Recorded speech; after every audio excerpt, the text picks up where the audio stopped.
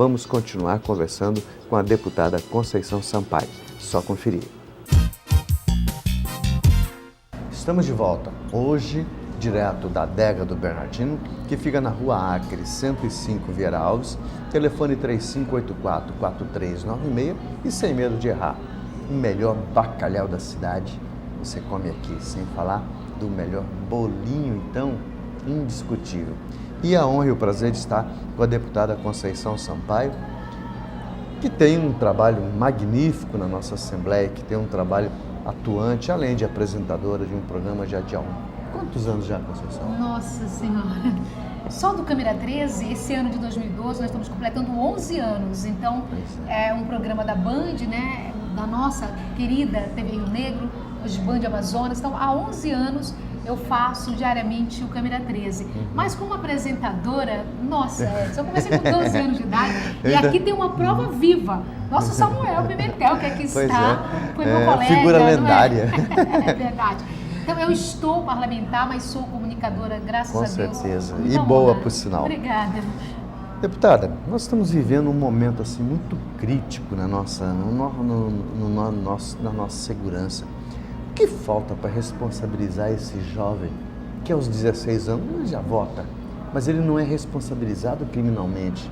Conclusão, ele vai, pratica o crime, sabe que amanhã depois ele está solto, impune. O que está faltando para uma lei? Depende da Assembleia, que depende dos deputados estaduais. Como é que funciona? Explica para mim e para eles, porque eu também quero entender. Na verdade, Edson, eu acho que nós estamos diante, principalmente, da desagregação das nossas famílias. É importante que a gente, primeiro, se coloque no papel de pai e de mãe. Hoje, a gente vê muitas meninas sendo engravidadas aos 12 anos de idade, se tornando mães. Daquela criança que lá na frente vai estar na rua, né? Não tem estrutura nenhuma. Hoje a gente vê infelizmente, muitos casamentos que são desfeitos, muitas mulheres que são mortas diante de seus filhos. Essa destruição da base social, porque se a gente for lembrar, Edson, antes da violência estar na esquina das nossas casas, se a gente for analisar perfeitamente, a gente vai perceber que essa violência ela começa diante dos nossos olhos, é dentro de casa. Então nós estamos diante dessa desagregação familiar. Quando você fala, será que a gente não pode penalizar mais um menino de 16 anos diante de um mundo globalizado que a gente sabe que a informação está aí? Hoje um menino de 16 anos ele tem total conhecimento de tudo. Tem. Mas eu não entendo que hoje a gente vá somente pegar esse menino, colocar numa cela e resolver o problema, porque não vai. Porque o sistema penitenciário brasileiro, ele está falido.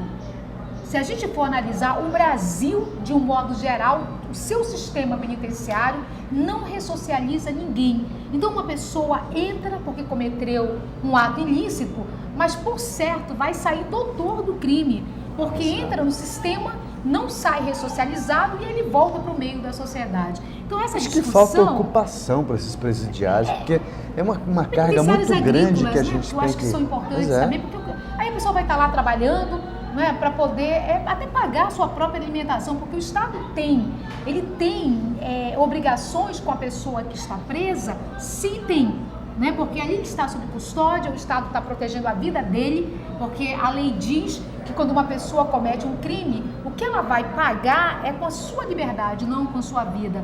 Mas e o cidadão de bem? Que teve a sua casa furtada, que teve sua casa roubada, o filho seu morto.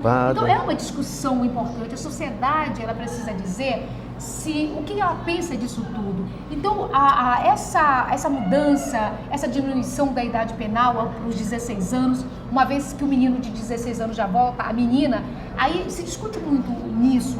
O ECA, que já tem um pouco mais de 2 décadas, que é o Estatuto da Criança e do Adolescente, ele veio com várias alterações. Antigamente, antes do ECA, o que se tinha? Um código do menor. Era mais a questão da delinquência que era vista. Menor infrator. Hoje, o menor infrator. Hoje o ECA, ele traz direitos, traz obrigações e ele diz que o menino que comete um crime, que comete um ato ilícito, ele precisa receber medidas socioeducativas. Essas medidas, elas passam, na sua maior penalidade, até pela detenção desse adolescente até 3 anos.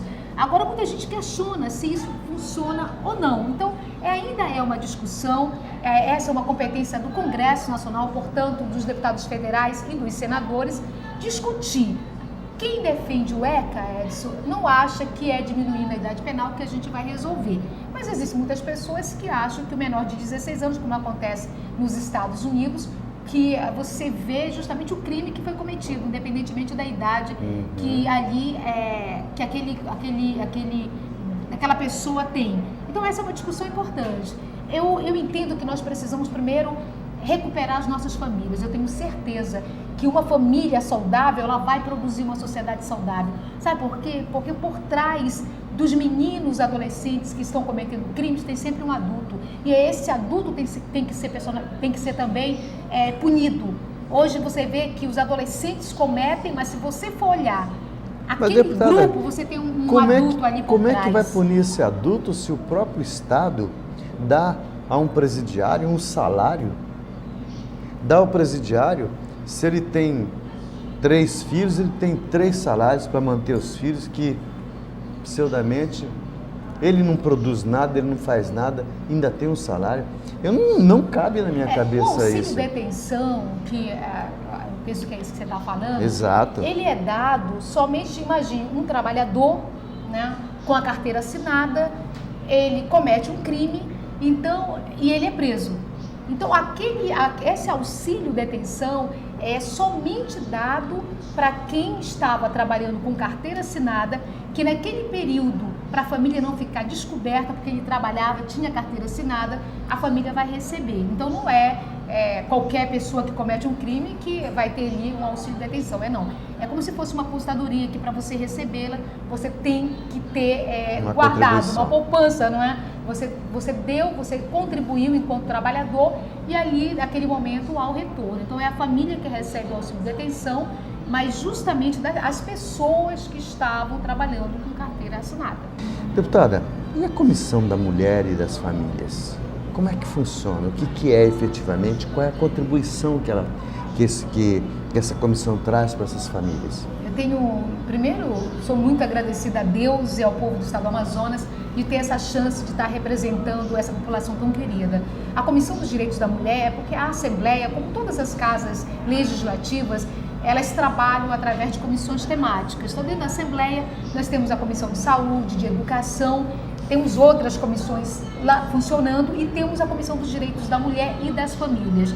Essa comissão hoje, além de fazer projetos, de dar pareceres a projetos onde a mulher e as famílias possam ser tema de discussão, nós conseguimos fazer uma parceria grande e tornar hoje a Comissão dos Direitos da Mulher uma das principais comissões do Poder Legislativo amazonense.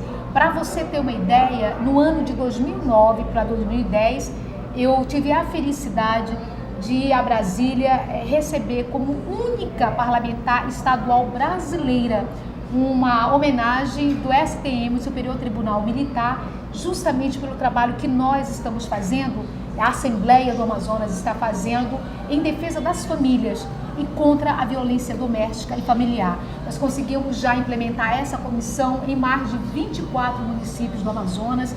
Nós estamos levando essa mensagem, esse trabalho, mostrando que na violência não é só a mulher que perde, na violência a mulher perde, né? O homem perde, mas principalmente são os nossos filhos que perdem. Então, não adianta só a gente atacar o problema se nós também contribuímos para ele. Então, para a gente mudar o mundo que nós vivemos, é preciso que nós tenhamos atitude. Então, essa comissão, ela é importante, porque nós não podemos achar normal ver nenhuma mulher sendo violentada, minha querida Norma passando por aqui, olha que coisa boa, sendo agredida. Então, eu acho que é preciso sim assumir compromissos, né? A gente quer uma sociedade melhor, nós temos que construir essa sociedade.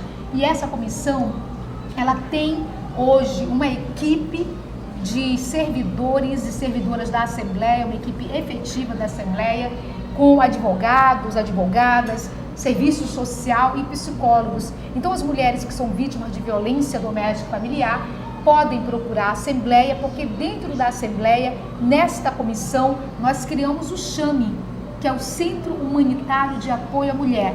O CHAME já ajudou a resolver vários problemas, mas sempre com o apoio da Defensoria Pública. Mulheres que estavam sendo vítimas de violência dentro de casa, e a Assembleia hoje, como parceira da rede de enfrentamento desta violência, acabou facilitando e procurando as políticas públicas que são necessárias para que o estado do Amazonas tivesse já uma rede de enfrentamento. E para você ter uma ideia, o Amazonas, Edson, além de ter hoje a Casa-Abrigo, o centro de referências, é uma delegacia muito mais humanizada, equipada para receber essa mulher.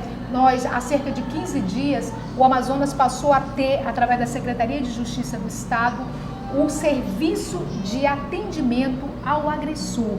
Porque a Lei Maria da Penha, que esse mês de agosto está fazendo 6 anos, ela tem um aspecto social.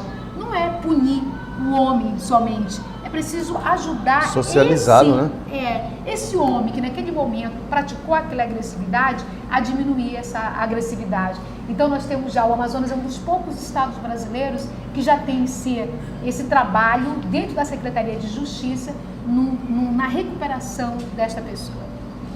Ô, gente, infelizmente, você vê aqui, o assunto é muito palpitante, a gente tem pouco tempo para uma coisa que mereceria muito mais do que isso.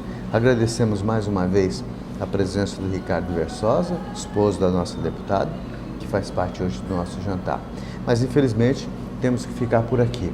Nos encontramos na próxima quinta-feira no seu canal 21 da NET Cidade, no sábado na sua Band Manaus às 9 horas e na nossa TV web www.istoemanaus.com.br 24 horas. Deputada, mais uma vez, muito obrigado pela gentileza de estar conosco e espero que não fique só nesse bate-papo. Vamos fazer outros. Vai só me chamar. Foi um prazer estar com você, estar com seus milhares de telespectadores e telespectadoras e dizer que sempre é muito importante poder bater esse papo, falar um pouco daquilo que nós estamos fazendo, mas eu tenho procurado muito, graças a Deus, construir o meu mandato justamente ouvindo as pessoas, né? Eu sempre faço questão de repetir que a pessoa que está ocupando um cargo público, um cargo eletivo, que ouve a população, por certo, ela erra menos, porque ouve a população. Então, muito obrigada, foi um prazer e eu estou sempre à sua inteira disposição. Muito obrigado.